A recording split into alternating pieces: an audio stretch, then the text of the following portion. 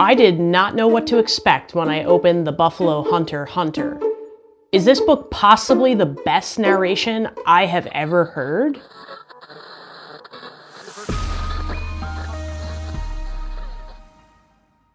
Hi, I'm Amanda, and this is Spineless Books, your one-stop spoiler-free shop for all things audiobook. Now, I had seen The Buffalo Hunter Hunter everywhere. The cover is super recognizable, and I didn't know anything about Stephen Graham Jones when I started the book, nor did I know anything about the book. So I'm going to tell you everything I can without spoiling anything. The book is set in modern times initially, following a professor, a woman who wants to have tenure at her college, and she's struggling because she really needs a book deal to make that happen. Things change for her suddenly when a manuscript is discovered that happens to belong to her not sure the number of greats, grandfather. So she kind of claims her rights to it and begins transcribing. The story then transfers from her voice to the voice of the journal of her grandfather. So we shift from modern day to her grandfather writing in around 1912. The grandfather, who's a pastor, is telling the story of a confession given to him by a Native American man named Goodstab.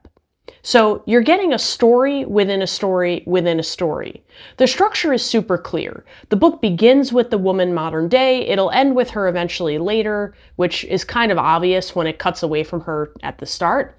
But then you go back and forth between Goodstab confessing to the pastor and the pastor sort of musing on what's going on. So there's no confusion in spite of the triple structure. The plot explores a lot of themes: morality, history, your identity, and what forms your identity. There's definitely political commentary on what happened to Native Americans in the United States around that time with land seizure and forced reservations. There's a lot packed in. We meet the Native American man, who actually has several names in the book, but generally goes by Goodstab in the pastor's journal, right at a time when his land is being taken away, and he is watching his identity change right in front of him in more ways than one.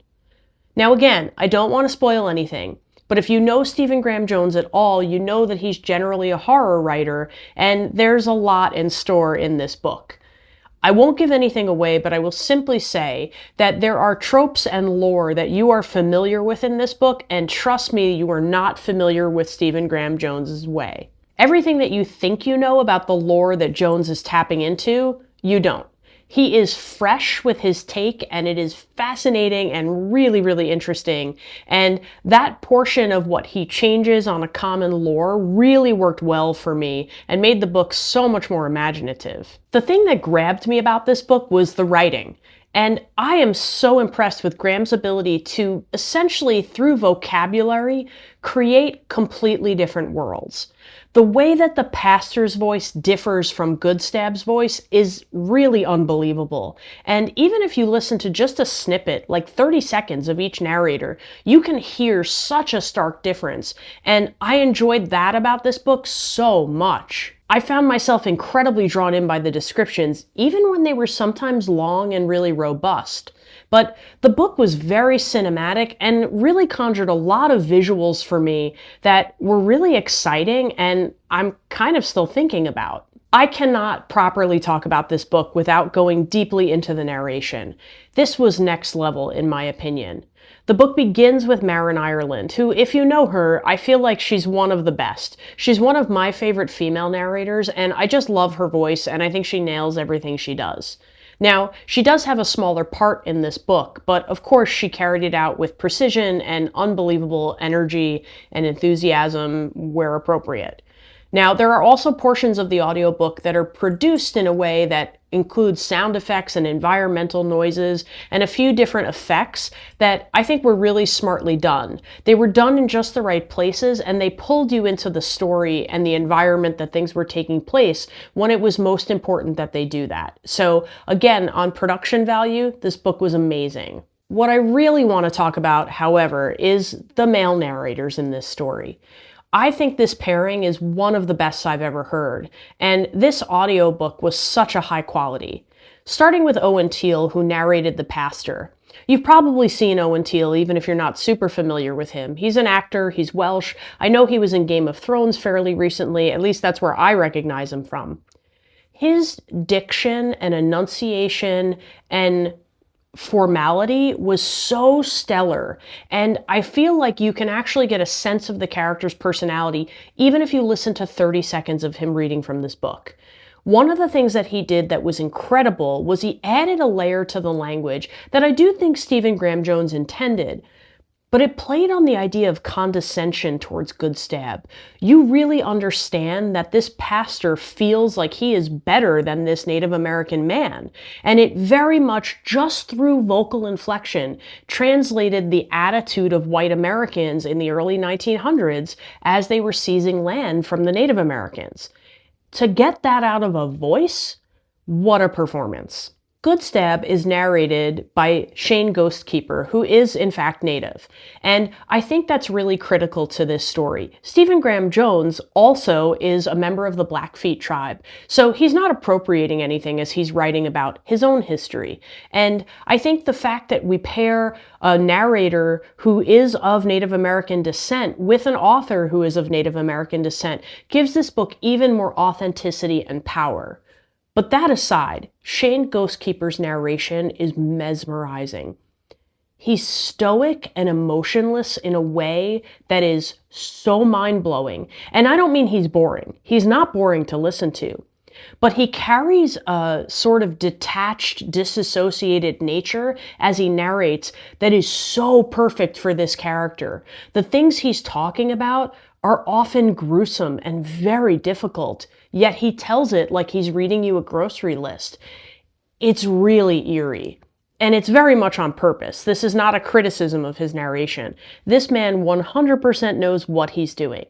But pairing this very proper pastor with this very sort of apathetic Native American man made this book really carry tension in a way that I have not heard from an audio performance very often. When Ghostkeeper narrated the really gruesome and gory parts of the story, of which there are quite a few, it's not that it was scary in a jump scare kind of way, but it made my skin crawl. I mean, that's really all I could say about it. I think both of these narrators deserve all the awards they can possibly get because it was just outstanding.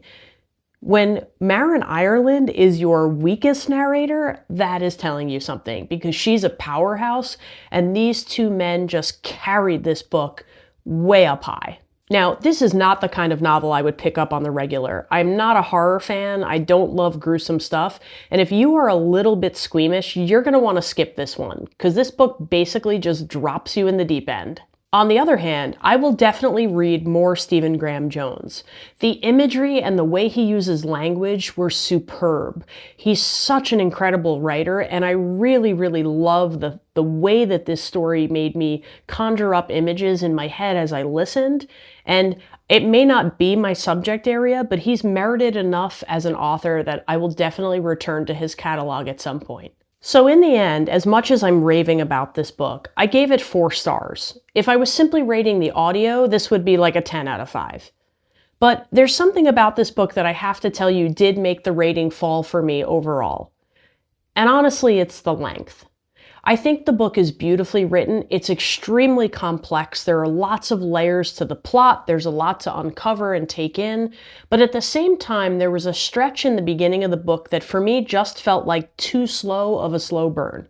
Now, in retrospect, I don't think there's anything you could cut out as far as relevance goes, so I understand why the book is as long as it is.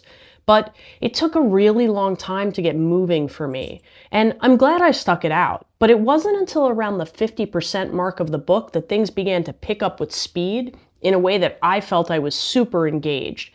The only thing holding me to that point was the writing. I mean, maybe that and the interest of the plot, which was certainly unique. I am glad I stuck with it though, and clearly a lot of people agree because this book has an unbelievable list of awards. You've got the Bram Stoker Award for Novel in 2025. You've got the Audio Award for Horror in 2025. You've got the Los Angeles Times Book Prize for Fiction and Sci-Fi Fantasy, the Goodreads Choice Award for Horror, and the Tournament of Books Shortlist for 2026. If horror is your thing, you gotta pick this one up. And if it's not, but you're curious, I think this is an incredible book. Again, it's not jump scare scary, but it will definitely make the hair on the back of your neck stand up. I am still reeling from a couple of the scenes that I don't think I will soon forget. If you've read any other books by Stephen Graham Jones, please let me know in the comments. I'd love some suggestions given that I do want to go further into his catalog, but I'm not sure exactly what I want to read. Now, I like the horror aspects of this book and I love the plot development and the language, but I'm not sure I want to invest in quite the same length as this one. So I'd love your suggestions. And honestly, if you do pick up this book, please let me know what you think, because I'm curious if your experience is the same as mine. You probably want to listen to it though, given how absolutely outstanding the narration is. I would give this narration such high awards. These two men were unbelievable. But remember, you might love what I hate and hate what I love, so make your own opinion, but thanks for listening to mine. If you haven't already, please like and subscribe. It really helps the channel.